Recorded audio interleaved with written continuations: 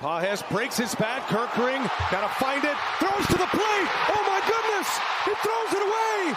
And the Dodgers have won. The Dodgers win. And they are moving on to the NLCS. The following is a presentation of Hobson Media. Woohoo! Who's got it better than us?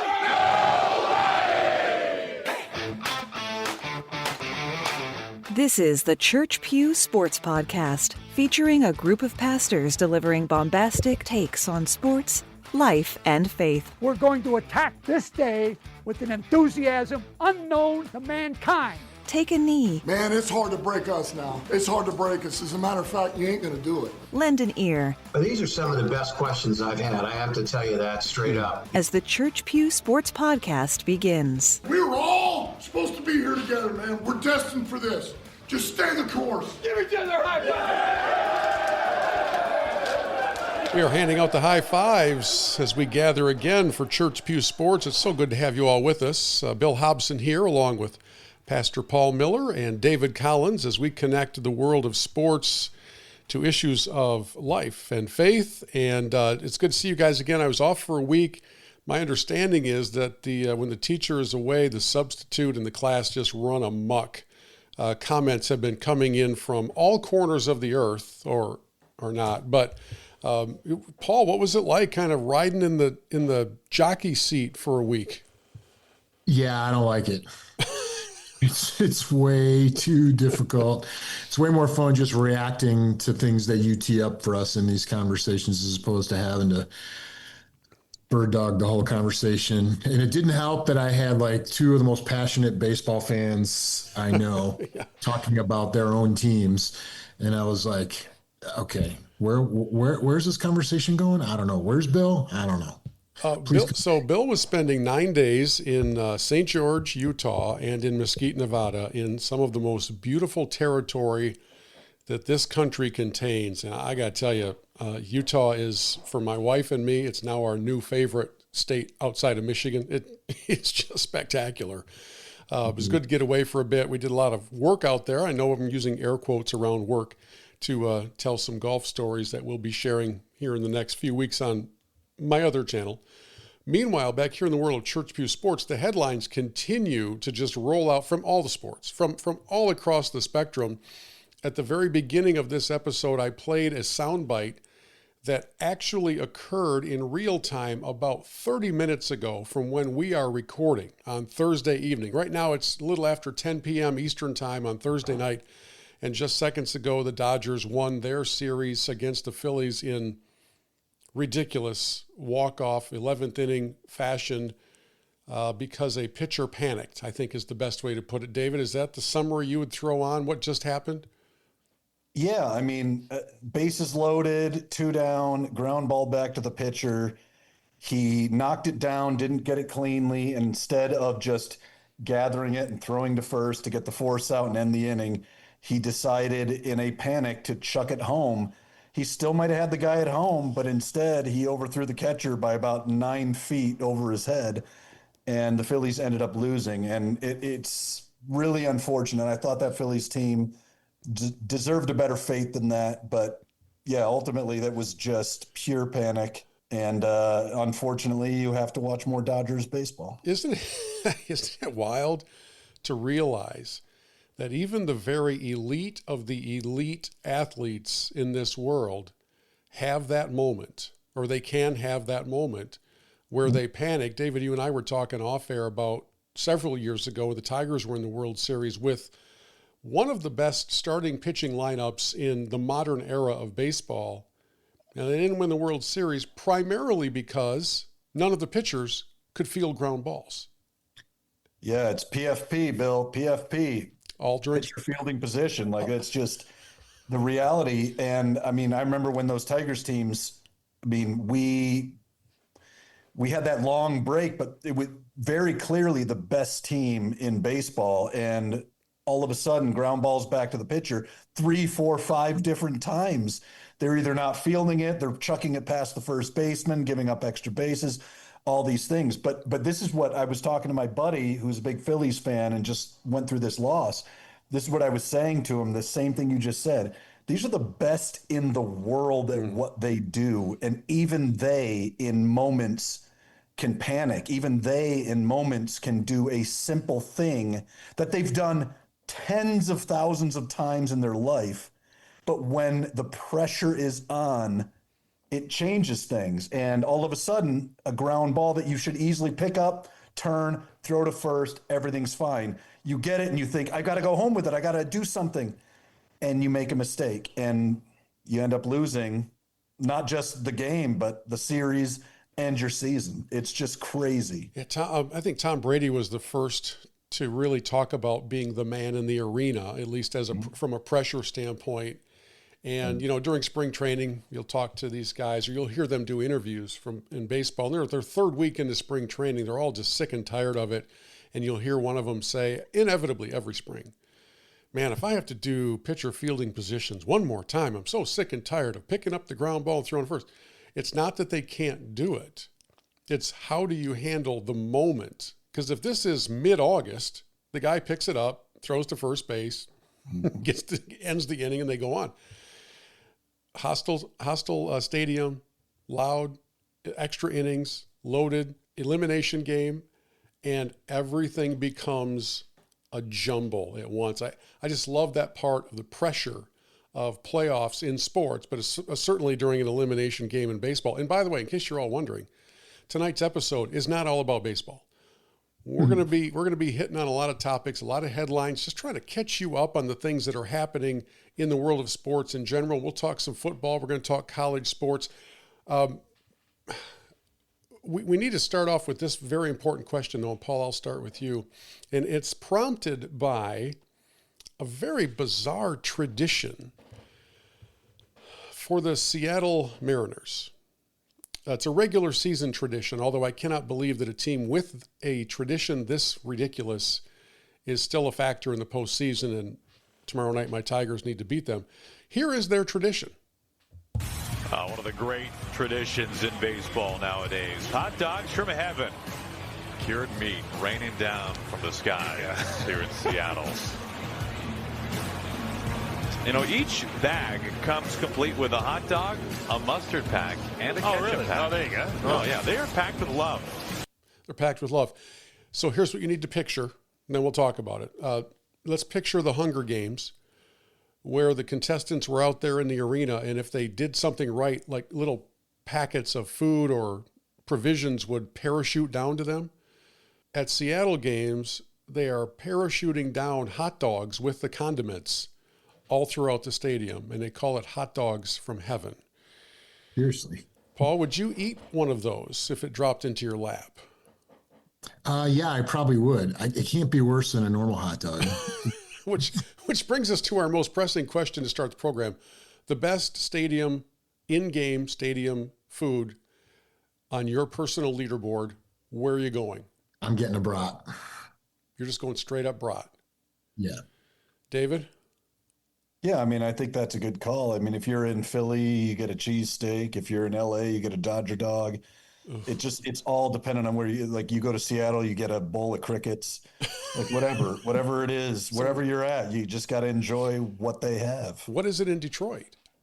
Honestly, I don't, I was looking at a thing today. They have a bunch of specials for the postseason, but all of it is just different versions of things you normally would get, but just more expensive and with some added flavor, I guess. I would like to make the suggestion, and this is not going to be popular with my co-hosts or maybe with some of you listening, that I would rather, in fact, I have, not eat anything than eat a hot dog at a ballpark or a brat. You're un-American. That's fine. And if I do have to have one, like if it's like gun to head and I've got to have one, I'm putting ketchup on it. Oh. All right. Anybody have a problem with ketchup? It looks like David might be reeling a little bit, hands in the air. I see that hand. What's your problem with ketchup? It's going on a sandwich. No, I mean, I don't use ketchup for anything anymore. Ketchup is tomato sugar. It's gross. It's like if I use it for fries or something, I'll put a bunch of hot sauce in it to make it less ketchup-y. Like ketchup on a hot dog, you go mustard, you go onions, you have a day with it. If you want relish, that's fine. I'm not a relish guy, but you go for it. Like ketchup? Yeah. Come on, man. There's no ketchup, or there's no onions, there's no relish in my world. There's definitely no mustard.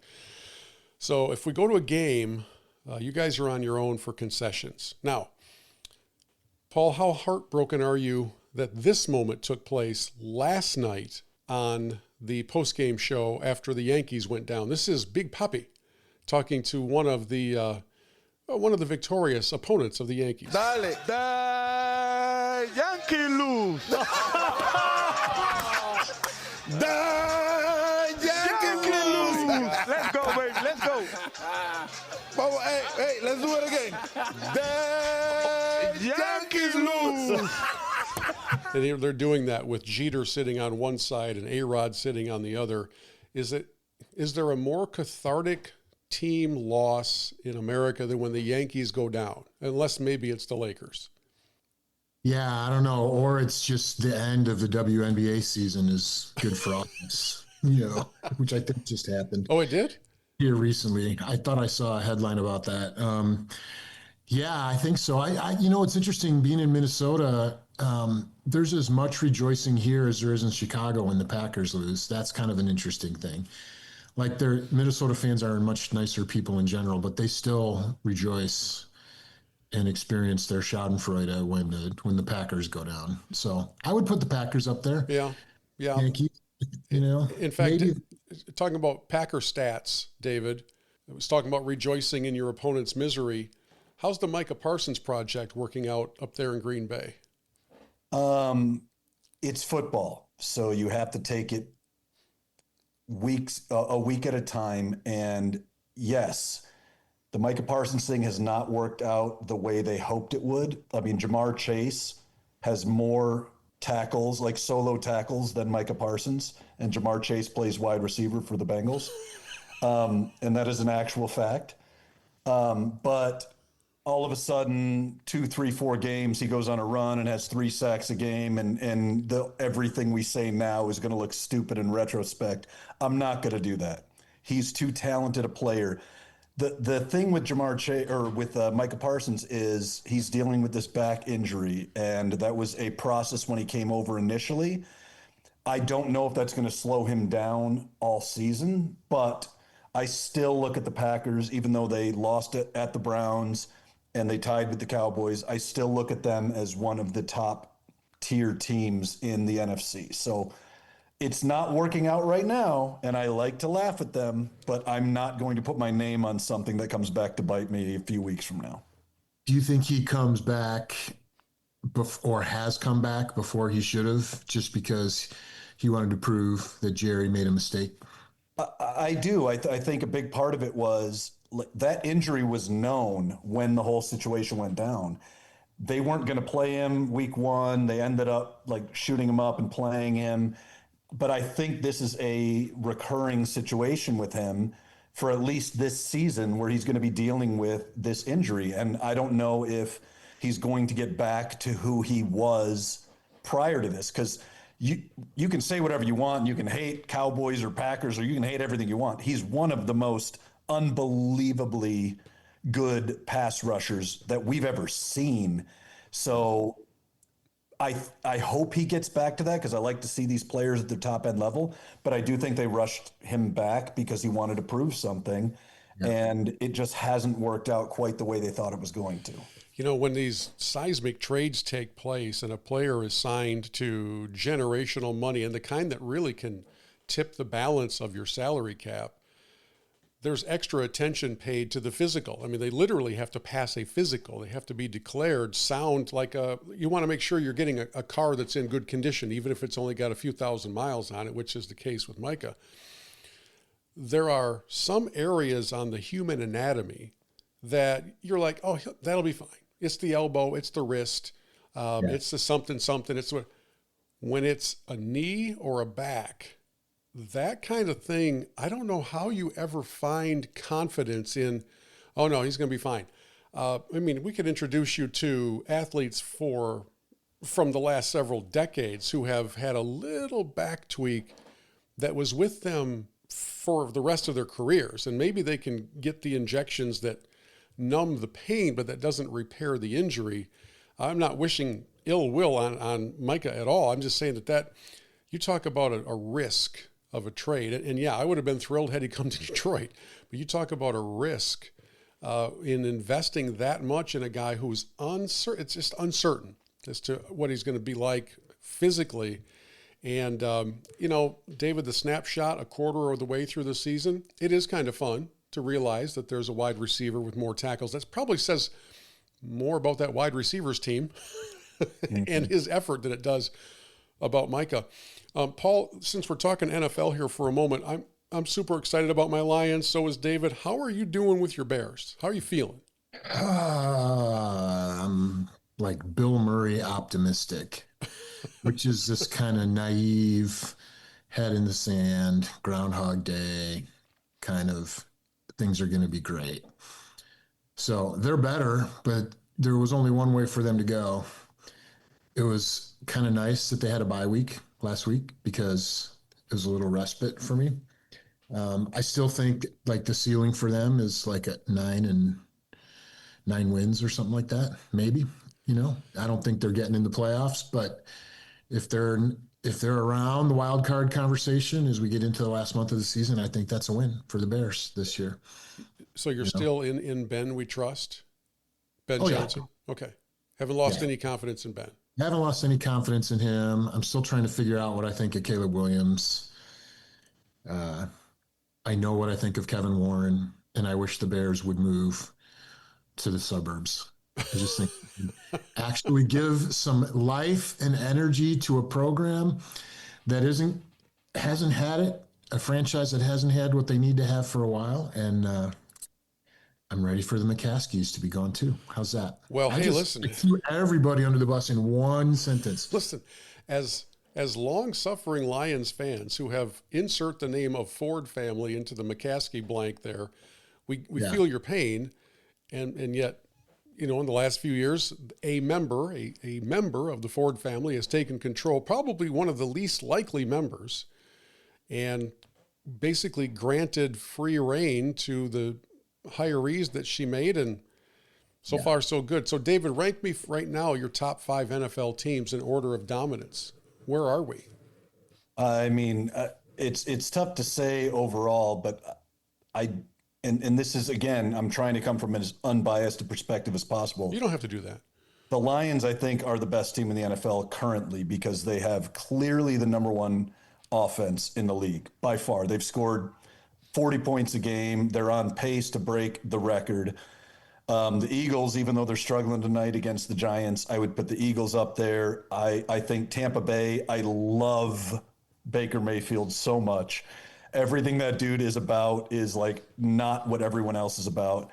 But I would put Tampa in there. I'm trying to think of who else because there's a few other teams. I mean, Green Bay you still have to consider. There's I don't know. There's Seattle, even though they lost to Tampa, they had the best defense in the league going into that game. And Baker and Paul, you'll enjoy that. Baker and Sam Darnold had an Ohio State off with Ibuka and Jackson Smith and Jigba, like going off both ways. I think there's a lot of good teams. There's a lot of, Detroit has to go into Kansas City next week after a loss to Jacksonville, who's 4-1, which who saw that coming? I think next week we'll say a good bit about who Detroit is. I expect Kansas City to come out and play the way they normally have. I think the biggest story this season so far has been Baltimore's fall off. Yeah. I mean, everyone going into the year, even me, I was like, that's the most complete team in the league. And they've just been, it wasn't even the injuries necessarily that did it. Everyone thought that the Bills winning like 40 whatever to 40 whatever that first week, we were like, oh, these are the two best teams. Then the Lions go in there and smack them. And all of a sudden they're 1-4 and you're looking around going, what just happened? So, I mean, I think there's still a lot to be stated and a lot to be said about what's going to happen in this season, but I'm really happy with where the Lions are right now. Clearly, and Paul, you talked about Ben Johnson. In my opinion, there's some guys that are meant to be coordinators. Mike McDaniel in Miami. I think Ben Johnson's a guy that's meant to be a coordinator, but he's your guy right now, and I hope that he does a little bit better than he has. I still have questions about Caleb Williams, but you sometimes get teams with guys like a Dan Campbell who are, he's not a coordinator, he's a tone setter, and a lot of these organizations have these guys. Like Mike Ditka. Ditka, yeah, sure, but like the Harbaughs, both Harbaughs, they're tone setters. You know, you get LaFleur and Kyle Shanahan, and these guys are tone setters that can institute what they're good at, like Shanahan, LaFleur, et cetera. They institute their offense while also setting the tone for the organization. Years ago, Detroit had Jim Caldwell. He won 11 games one year and we fired him. He wasn't brash and loud like Dan Campbell is, but he was a guy who knew, I'm going to give it to my coordinators, I'm going to let them do their jobs, and I'm going to set the tone for the organization. And I think that's what the Lions have with a guy like Dan Campbell. You can lose Aaron Glenn, who's 0-5 right now in New York. You can lose Ben Johnson, and you can still put up what you're doing, because as Dan once said, I should be able to leave, and nothing will change, because that's who we are as an organization. Yeah, that's such a good point, David. And you also remember the different types of tone setters. So you have your Dan Campbell, who is the guy. He's the player. He's ready to rock and roll. He's in the locker room. And then you look at like a Tony Dungy, who I don't think ever raised his voice above a 6 and commanded his locker room and set the tone for his Indianapolis teams. And it's just interesting to see the different kinds of varieties of tone centers. And I don't know, it's kind of fun stuff. By the way, since we're on the topic of the NFL, we talked about our Lions, we talked about the Bears. We can't go much longer without letting everybody know what's happening at the Mistake by the Lake in Cleveland, where the Browns, as we sit here right now, are currently paying 8 quarterbacks. Yeah. Deshaun Watson, $36 million.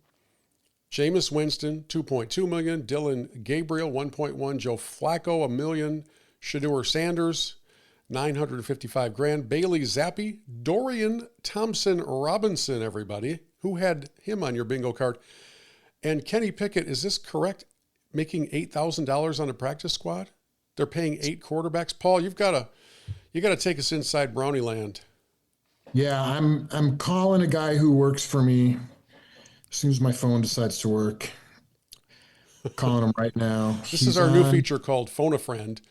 We thought of it about an hour ago because Paul has a Cleveland Browns buddy who is actually on vacation, and Paul is endeavoring to destroy this poor man's vacation. Yeah. Yes, sir. Dude, I am sorry to interrupt your dinner. Where are you? I'm in Monterey, California.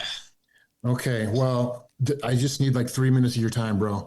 You are live. Everything's okay. You're live on Church View Sports. Why is Paul calling me now?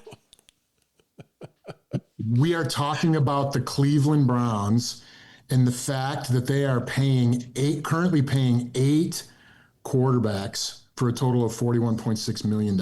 And we were just talking about it, and I'm like, I know a guy that can tell us what he thinks of the quarterback position in Cleveland.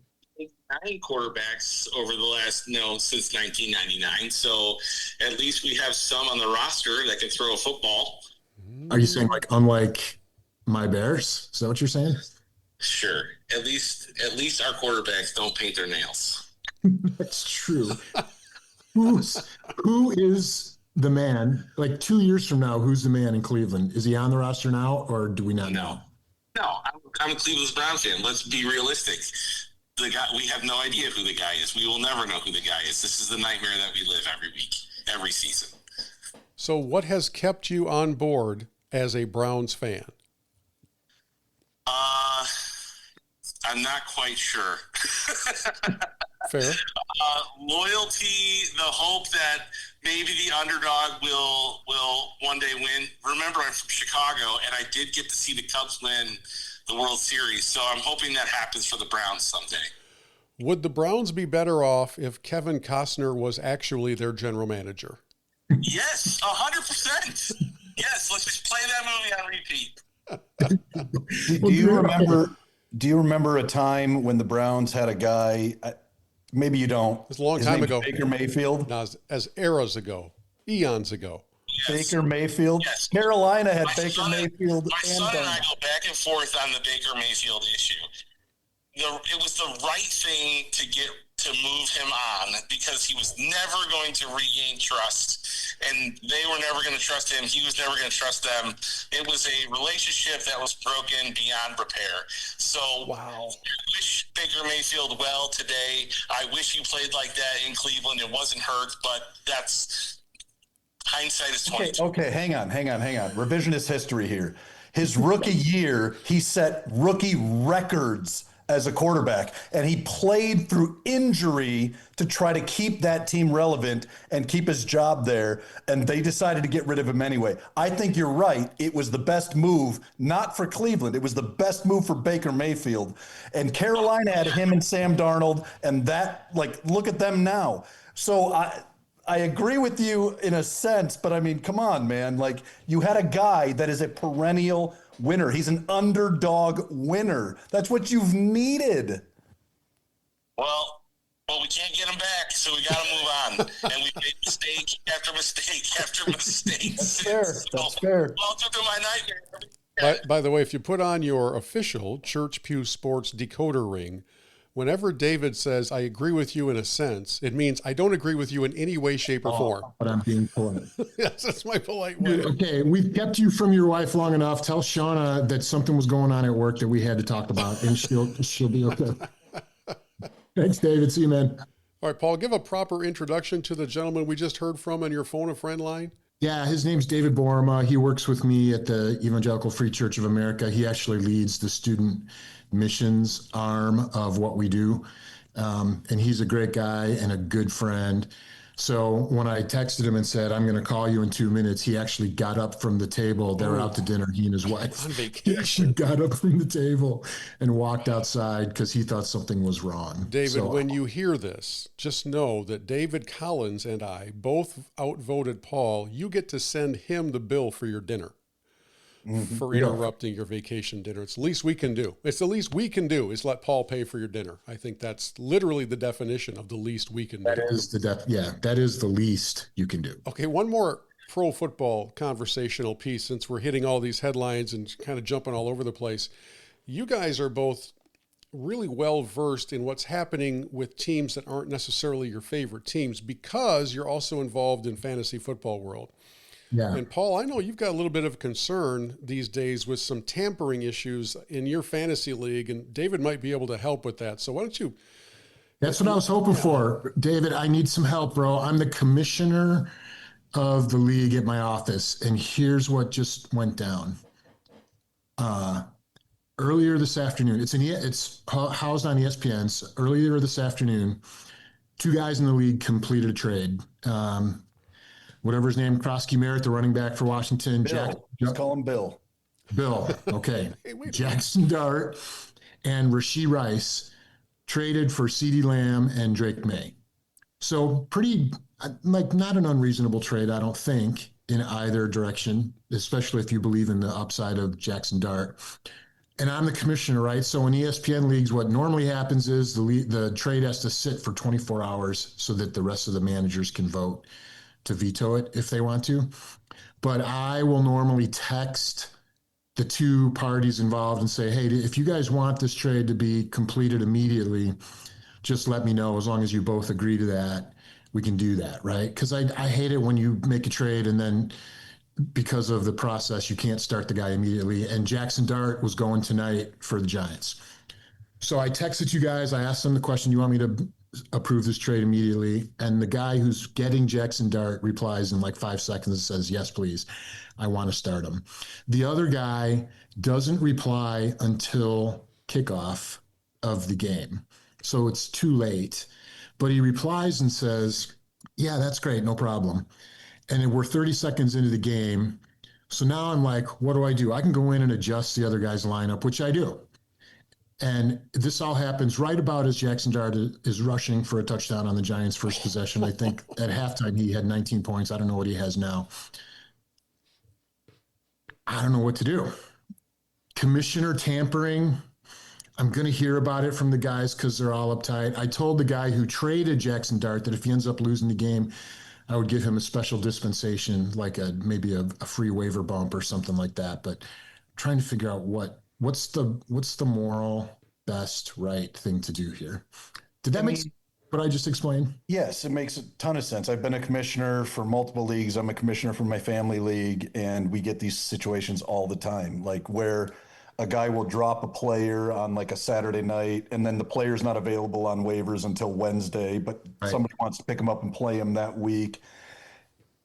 We've looked at it and said, if you drop a guy and he goes on waivers for the following week, but he can still play this week, it's first come, first serve, whatever. So we use our commissioner powers in that way.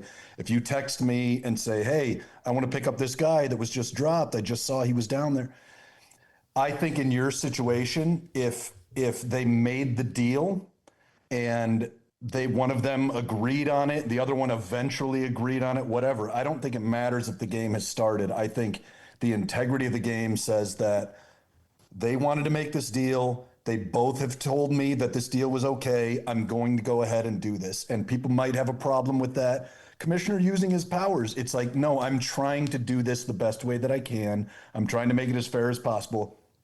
These guys wouldn't have accepted this deal if they didn't think that this was what they wanted. I've checked with them both. They both agreed to it. I would make that move, and I would tell the rest of the league, I'm sorry, this is how it's going to work from here on out, because you can't control some of these small things that go on in the leagues. Yeah, well, and he's getting Drake May back. So who knows how Drake May is going to do this Sunday. And so it was just one of those things. I'm like, can't win for trying as a commissioner. You know how it is in fantasy football. And I'm going to hear about it. I made my cousin Eric, Bill knows him, I made him co-commissioner because I was sick of dealing with certain people in our league. And I said, I need at least one other guy to be a buffer here because I can't keep doing this by myself. Some guys are just unreasonable, but what you're doing is fair. What you're doing is right. I totally agree with it. Okay. So while you guys are playing David Stern and Roger Goodell in your fantasy leagues, I'm on the outside because I don't get into it. So I would have thought, just from an outsider, that the default rule would always be, once the ball's in the air on the opening kickoff, whatever you wanted to do has to have been done already. Is that not the case? Bill, it's different depending on the league, depending on the people. My brother is in my league. He lives in Thailand. He's literally 12 hours behind us. Yeah. So he'll text me sometimes and say, I'm going to be asleep. If so-and-so isn't active, can you put someone else in his spot for me? And he'll tell me who to put in. So, and my another cousin of mine, Josh Ford, he's in the league too. He lives in Thailand. So it doesn't always work on a one-to-one basis. They'll text me and say, can you make this move if this thing doesn't happen? Because I won't be awake. Yeah. So as a commissioner, I have to look into it and go, okay. And there's some people that are really adamant about going to early church or doing different things. And they need to, but I always say, just text me ahead of time. Let me know what you need if this thing happens or this thing doesn't happen. Yeah. And I can fulfill that for you by kickoff, because I'll be ready. And 5 minutes before kickoff, oh, this guy did get announced out. I'll put him in for Ben, like I'll do that stuff. So it does seem simpler to say, if you don't do it by this time, but the reality is, if you're in a league and you're international and all these other things, well, there's different things that go into it. We know the NFL has been trying to grow its brand internationally. This is the first Thailand connection that I've heard of. So that's probably a little bit unusual. Paul, in your world, I'm guessing you're all domestic league. So your guys there should have their act together, shouldn't they? Well, yeah. And the problem with the league that I'm the commissioner for right now is it's all pastors. And pastors are jerks, man. The worst. They're just the worst. So I'm bending the rules in this case because normally there has to be a 24-hour window after a trade gets agreed upon, so that the rest of the managers can vote if they want to veto the trade. And I kind of waived that 24-hour rule because both of the guys involved in the trade want it to be executed. And but that's the thing is like, can't people just be reasonable? Like they agreed on the trade, but they can't. You're right. People just can't be reasonable. Is this not all automated through apps? Why are you guys having to physically handle maneuvers? I literally thought it was all, I'm going to open up my app. I'm going to make. Yeah, it is all automated, except for when the commissioner tampers with the rules because he's trying to improve the experience for the guys involved. And then they get blamed for it. Somehow it's your fault that everything went wrong when you're like, I'm just trying to improve things for people. It's kind of like leadership in the local church, actually, now that we're talking about it. You're doing your best to improve the quality of life for all these people. And you'll never make them all happy. There are set things, Bill, where it's like if you let a guy go, he goes to the next waiver period. Yeah. But if you let a guy go 10 minutes before the game start, he goes to the next waiver period, which is next week. And there's other guys that are looking and saying, that guy's free. I want to pick him up and use him today. But he doesn't get in until next week because he's on this waiver period thing. So that's where commissioners have to step in and say, okay, we're going to override the waiver wire situation. So this guy who's very available to play can play today. And then guys get mad at you because, oh, you're going out of your way to help this guy. And you're like, no, like Paul said, we're just trying to improve the experience. If a guy's free, let him play for somebody. What's going on here? So for those of you who are still listening and are thinking to yourselves, I don't understand any of this. That's all right. You're with me. I get you. I don't really get it all either because I have always assumed, I really did, that it was 100% automated and that there was no window for any sort of maneuvers outside of whatever the app would allow. So that if somebody let a player go Saturday night, it would instantly populate in everybody's app before Sunday morning. That's what I thought happened. I didn't realize that there was a manual interface moment where you could come in and, like you said, kind of override things. Okay, enough fantasy. Paul, did David bring the Solomon-esque wisdom to your situation? Yes, absolutely. Thank you, bro. And what's going to happen is when I get those emails, I'm just going to reply and say, yeah, David. I'm just going to reply and send the link to this conversation on the podcast. And or tell them that you have brought in above the commissioner level, like a czar, and you consulted the czar. His name is David, and he said thus and so. And then you can just pass it on to David and let the pastors kind of get a little. Have them message me. That's right. Keep it all in the family. It's about stinking pastors, man. They're the most difficult people. David, the Tigers have Game 5 against the Mariners. Hopefully no hot dogs dropping from the sky. That's on Friday night. The Wolverines have a game at USC. The Lions have a game at Kansas City. What's more likely this weekend, a clean sweep or a clean weep weekend for Detroit and Michigan fans? Easily a clean weep. Wow. I think the Lions are going to lose at Kansas City. I think it'll be a good game, a close game, but I think they'll lose. I think Kansas City is looking to bounce back. They don't want to go 2-4. I think USC is a better team than people are giving them credit for. I picked them in our Church Pew Sports Pick'em. Yes, I think that their defense is good enough. Michigan's flying across the country. They're facing a good defense, and USC has versus Illinois. They had a good game. Who was a ranked team. I think an 18-year-old kid going across country. And again, I don't say anything negative about Bryce Underwood or Michigan as a team if they lose at USC, but I think they will. And even though Scooble's going tomorrow, he has shown his first time he pitched, gave up those 2 home runs to Polanco. I'm still worried about our offense even after last night. So to me, it's much easier a clean weep than a clean sweep. Yeah, man, I hate it when you build cases like that. Really. Don't get me wrong. I don't want that to happen. No, I'm with you. But Mariners have an incredible offense. If they can just get past Scooble and get to our bullpen, and all of a sudden we're down 3. Even today or yesterday when we were down 3-0, everyone thought it was Mount Everest. They're not going to climb out of this because they don't have the offense. And then the offense exploded out of nowhere.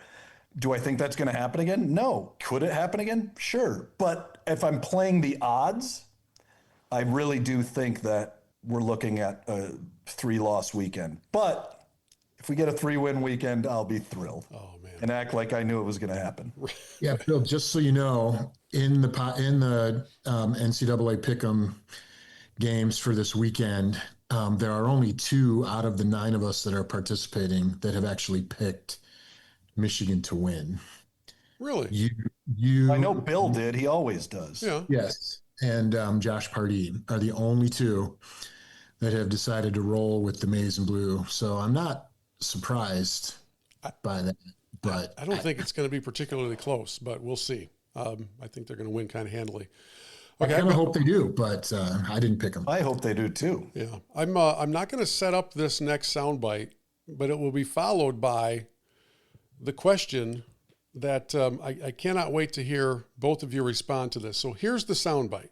The fundamental issue that we have in college sports today is that we have this professionalized cost side, but this semi-professionalized revenue side. So we're paying the players and we're paying the athletes as if they're professional athletes, but then we have no ability to monetize our media rights like professional sports do. College football is the second most popular sport in the country, right? It has twice as much viewership as the NBA, but the NBA makes twice as much money as college football does. That's absurd, right? The numbers are empirical. They're well studied. There is no question that if we allow colleges to market their media rights the way that pro sports teams do, a lot more money is going to go into the system, which is going to allow us to preserve and save college sports. So the question I have is, does college sports need saving? And do you agree with the premise that you just heard from this gentleman by the name of Cody Campbell, who represents a group called Saving College Sports? David, fire away. I've been saying this for how many years now, that the TV money that these teams get, that these schools get, these big time $1 billion, it should have always been in some regard going to the players. The reality is the NCAA allows for players to earn certain kinds of money from certain places that doesn't tax them and what they earn. And what's going on in this situation is the same thing. I get that they want to save college sports. That's fine. But if the TV money and the school money and the NIL money was all going to pay players in all the different sports and in all the different ways, I think there wouldn't be that much of an issue. But here we are still asking the same questions years later that I've been trying to find an answer to. I mean, I don't even, he's right in some regard, but the reality is there's a lot of money and very little of that money is going to the people who are actually playing these sports. And I think that needs to change. Paul? Yeah, I completely agree. And I think the other factor going on is that there is no consistent standard. Exactly. So you can play in the SEC by a certain set of rules, or you can play in the Big Ten by a certain set of rules, or you can play in a certain state that might have a different set of rules than another state. And so as long as that's the case and there's no single governing body that's setting the playing field and making it level, the rich are going to get richer, which is great for an Ohio State fan or a Michigan fan or an Alabama fan or a Georgia fan or whatever, but it's not good for the sport overall. And I also think, David, I don't know if you would agree with me on this or not. I think part of the problem is we've gone halfway into this thing about paying players, and you can't do anything halfway and have it turn out okay. And I'm not saying we need to pay them more money. I'm just saying they need to put a holistic process in place and not apologize for it. They just need to do it and go all the way, which includes a commissioner for football and some oversight that's really actually oversight. And until we get there, I think it's going to continue to be problematic. I 100% agree with you. I think that the issue really lies in, for instance, Texas. They have their Longhorn Network. They get all the money from the Longhorn Network, but they also get money from being part of the SEC and the SEC network. So they're getting double payments on being in the SEC. But the reality is exactly what you're saying, is until they come up with the main problem that we're dealing with in this situation is that the NCAA, until we figure out what that even is, We can't move forward because they're suing constantly. They're constantly fighting for rights. They're constantly trying to make rules. They're doing all these things. But exactly what you're saying, if we can get rid of the NCAA and put a commissioner and do our own, that's fine. That's great. That's how we find out the rules. Here's what everyone gets paid. But the NCAA won't let that happen because they've been the beneficiary of this system for so long that we'll never get to where you want to get to until we eradicate them. But if we do that, then all of a sudden the SEC and the Big Ten form a super conference and all these other teams. There's a whole lot of garbage that's here, but that's the main issue, is that the NCAA won't release their grip because once they do, they're irrelevant. And until they do, everyone's going to try to skirt these issues and get everyone paid however they want to get them paid, in whatever way they want to get them paid. Go Kawhi Leonard with the, his side business and all that stuff. Like, they'll do whatever they want to do. So who will be the first school to say we're out? What conference is that school coming from? Is that an SEC school that says, no, we're going to lead the way. We're starting the new league. We're no longer participating in what's currently in place, including the revenue. We're going to start something brand new. And they go to the networks and say, we want our own deal with you. And we're going to bring along these 11 other teams.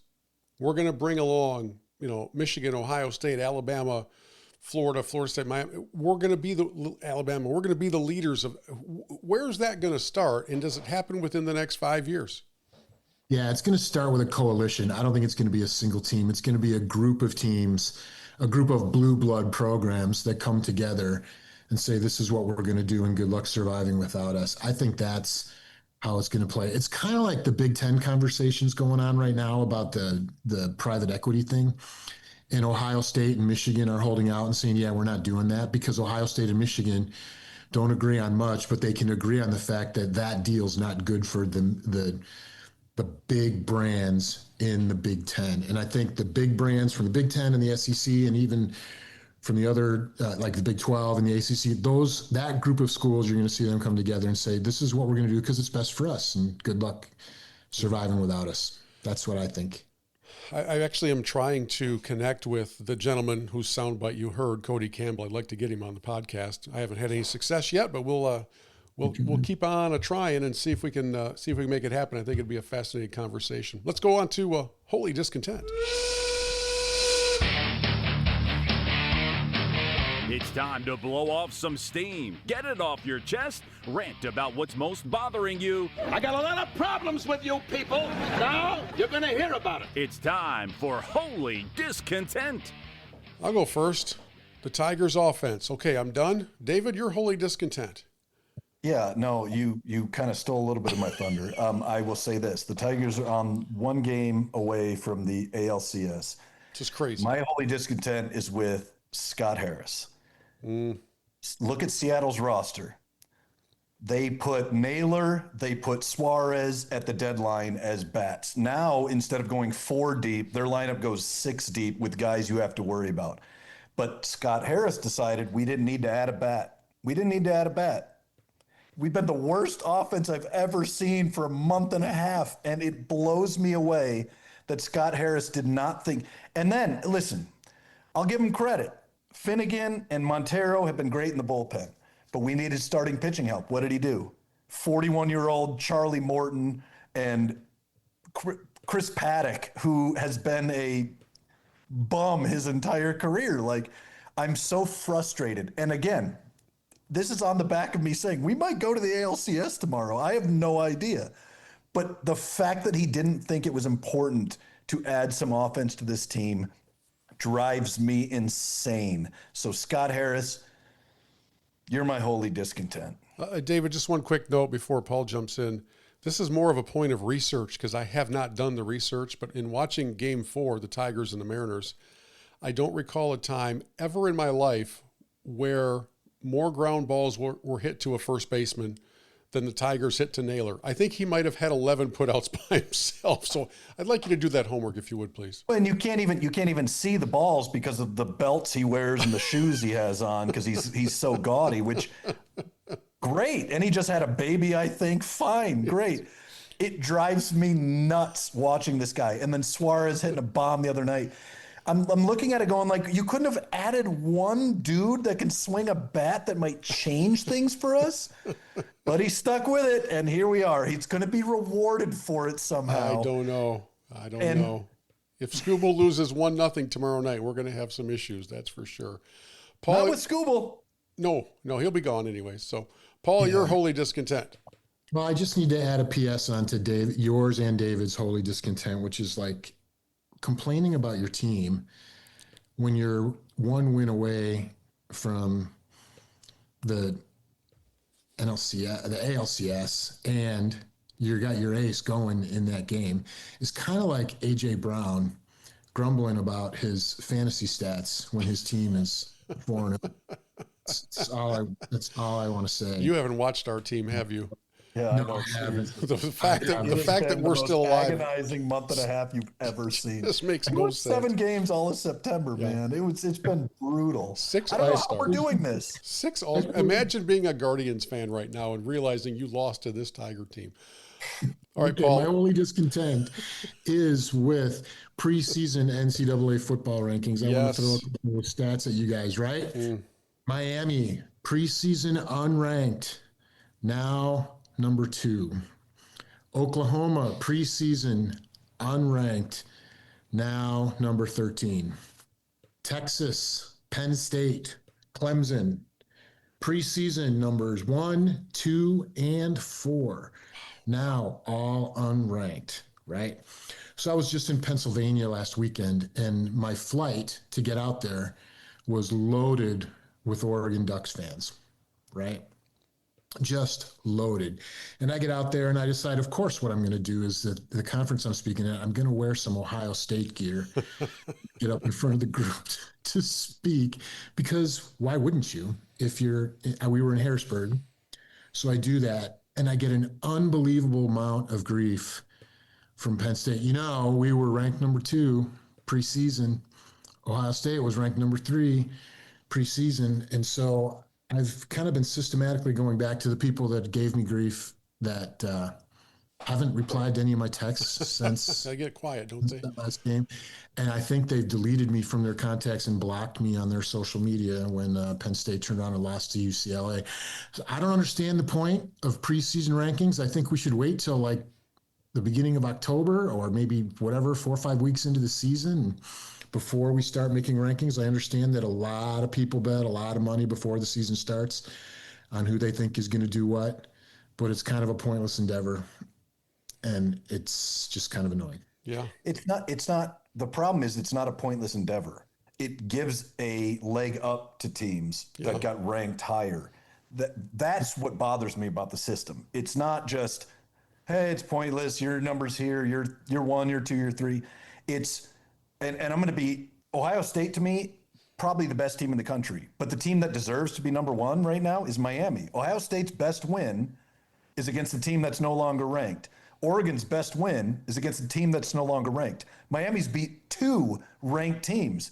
They deserve to be number 1 in the country. They look the best. Ruben Bain is he might be a defensive player that wins the Heisman, how good he's been.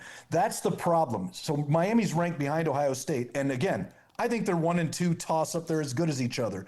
But the team that deserves to be number 1 right now is Miami. Ohio State can be 2 or 3. That's fine. But you have these teams, because they were ranked ahead of other teams, when they lose, they don't go as far back. Like Penn State lost and they went to 8. And then they had to lose again to go out of the... That's what's frustrating to me. When Michigan lost to Oklahoma, Michigan looked terrible. They've been better since. Now they moved up to 15, but Oklahoma, if you want to re-rank everything without have seen anything other than this last weekend's games and saw their records and who they beat, you'd put Oklahoma in the top 7 or 8. You'd put Miami number 1. But because of these rankings preseason, it puts so much weight that it actually gives them a leg up against other competition. And that, to me, is really bothersome. Yeah, especially because the CFP committee, no matter what they say, are going to pay attention to rankings, which are skewed. Yes. And so it's a very imperfect system. Do I think Michigan's the 15th best team in the country? No. have we earned that? Maybe, but like if you re-rank everything, like after what we've seen this season, sure, you'd put them there, whatever. But there's a lot of teams especially in the top 10. This is where it matters most. Again, when Penn State loses as number 2, they don't drop drastically. They don't. Why? Because they were ranked number 2. So they must be that good. So we'll only drop them a few spots. But they deserve to drop a lot farther than that. And then all of a sudden they lose to UCLA and now you're out of here. Texas, the same thing. I don't think Texas is a bad team. But since they were ranked number 1 overall, it took however many losses and however many bad situations before they got actually chided for how bad they kind of are. Except Arch Manning, he's our Heisman favorite. He might win the family Heisman, but he's not gonna win the big Heisman. All right, let's go to that guy. Right now, this minute, today, this week, I am the man! David, you want to start us off? You have anybody in the that guy category? Yeah, I'm gonna give a big shout out to we're talking Tigers. It's the playoffs. My guy, Javi Baez. I mean, come on, man. Not only did he resurrect his career this season, he's been literally the best player the Tigers have had in this postseason, defensively and offensively. And that he got the game-tying RBI yesterday, and then hits the 2-run bomb to go ahead. And also, he's just the coolest person I've ever, I couldn't imagine being half as cool as that guy. Javi Baez, El Mago, go Tigers. I love that dude. Oh, man. Paul? That's really good. Okay, that guy this week is, hold on to your hats, Stephen A. Smith. Because this is only slightly less shocking than if I had said Jim Harbaugh. Yeah. Stephen A. Smith, because Senator Feinbaum to you. Senator Feinbaum and presidential candidate Stephen A. But right. Stephen A. was reacting to the fact that LeBron James is now injured. I don't know if you guys saw that. He's going to miss the first 3 or 4 games of the season. Surprise, surprise. And he came out with this video or something that they called the decision, and he tried to play it up like he was doing a thing, some big announcement, and it turned out to be a sponsorship thing, like he's sponsoring Hennessy or whatever. I don't know. And Stephen A., it didn't sit well with Stephen A. And so I give him props for not being afraid to say what he thinks, even when it's not popular. Here we are. He's going to be 41. He's in his 23rd years, stat padding his way to ignorant folks out there thinking that's going to make him the GOAT over Jordan, not realizing that most of the stuff it took him to do in 20-plus years, Jordan did in 13. We're going to look at all of that stuff, and that's fine. Everybody's entitled to their opinion. Everyone's entitled to their opinion, and Stephen A., you are entitled to yours. From my worldview, especially when you're coming at LeBron a little bit.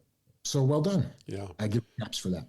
I am going to combine my that guy and the 3-minute message into one, so away we go. Homer, I'd like you to remember Matthew 7:26, the foolish man who built his house on sand. And you remember Matthew 21:17. And he left them and went out of the city into Bethany, and he lodged there? Yeah. Think about it. So for our 3-minute message, I've just got to tell a father and son story. It's so cool. It happened last weekend when UCLA did beat Penn State in Los Angeles in front of a crowd of dozens. In fact, at the end of the game, the UCLA fans stormed the field, and it was not a full field. In fact, I don't think they filled up the space between the 30s. They covered the logo, maybe. Barely. They barely covered the logo, and it's because nobody's really that enthused about UCLA football these days. In fact, that's why they just fired their coach. And so there was a bit of a shuffling in the coaching positions that took place before the game because of the head coach being fired, and everybody's got to move around. One of the young men on that staff is Jerry Neuheisel. He is the son of the former Colorado coach, Rick Neuheisel. And Jerry, who looks and sounds just like his dad, was put in the position of offensive coordinator for the game, and they won the game. So post-game, he gets a chance to get to the microphone in the post-game press conference and just asked how special this day was. Coach Neuheisel, you've been in some great moments as a lifelong Bruin. Where does this one rank? It's up there. First thing I want to say is I love UCLA more than anything. And the kind of kids that you see that played on that field today is exactly why you love a place like this. We had 2 days to practice the new game plan, and all they did was believe. And we came out and played as hard as we could for 60 full minutes. Had to take a safety at the end because we messed it up a little bit. But, like, how can you not love college football when you have days like this? Special. At the same time that's all unfolding, back in the studios of CBS in New York, where they do the pre and the halftime and the post-game shows, his dad, Rick, is part of the studio show. He's on the panel. And they capture video of him watching this game, and he's yelling in the studio, and he's cheering on his son. He's, go for two and burn the clock and get it done. So they get the win, and now it's time for the post-game show. And, of course, his co-hosts are going to ask him how the proud dad is feeling. Don't make me cry, man. Don't do that. I got tissue. Come on, I got you, Tito. Tito, stop. Tito, I got you. Come all on. of us. Tito. To Penn State fans, I apologize. My dad goggles were on big time today. Rightfully. But all of us as parents understand that. Yeah. Doesn't matter if it's football, if they're singing in the choir, what have you. We're so proud of our kids. And when they get a chance to do what they want to do, and then they get a stage, and you get to watch them have that kind of success, makes it all worth it. And my wife is at the game today. She flew in there this morning. Sue, I hope you're having fun. Yeah. Okay, so the whole time that I was seeing this thing unfold, I kept thinking about how Rick is watching his son, and he's saying, if he's not saying it literally, he's feeling it, that's my boy. That's my boy. That's with this pride and this enthusiasm and this supportive voice. And it reminds me of how I want to live my life so that my Heavenly Father looks at me and says, that's my child, as opposed to, that's my child, right? So it's a very different nuance to the same words. I have 1,000% certainty that George Collins is proud of David Collins. I have 1,000% certainty that Paul Miller is proud of his kids. I know that I'm proud of Bo and Alyssa. I will proudly proclaim that. And so we have this celebration of when earthly parents can praise their children. But what if we kept in our minds this concept of wanting to make sure that I'm living each step of my life, every day of my life, in such a way that my Heavenly Father would also proclaim with pride, that is my child. As opposed to a sadness knowing, oh man, my child could be enjoying the blessings of life so much more if he or she would just follow the precepts that we've laid out before them. So that's my 3-minute message, which is to live your life in such a way that you would hear the words someday, that's my child, with a great deal of excitement, enthusiasm, approval, and pride, as opposed to the other side, which has the question mark at the end of it, which none of us really wants to have happen. So I don't think the Neuheisels necessarily knew they were being captured in that sense. It's pretty cool, though, and a great father-son moment that played out on the national sports stage gives us a pretty good faith lesson as well. So, fellas, thank you. Good to put one together, and good to be back in the seat for a week. I may even be gone for the next one. So my understanding is we're working on a pretty big, cool guest for next week. I'm on the road again, so maybe I can join, maybe I can't. But either way, we hope all of you will join us for the next edition of Church Pew Sports. And please follow us on Facebook and X and help spread the word about Church Pew Sports. We'll see you next time.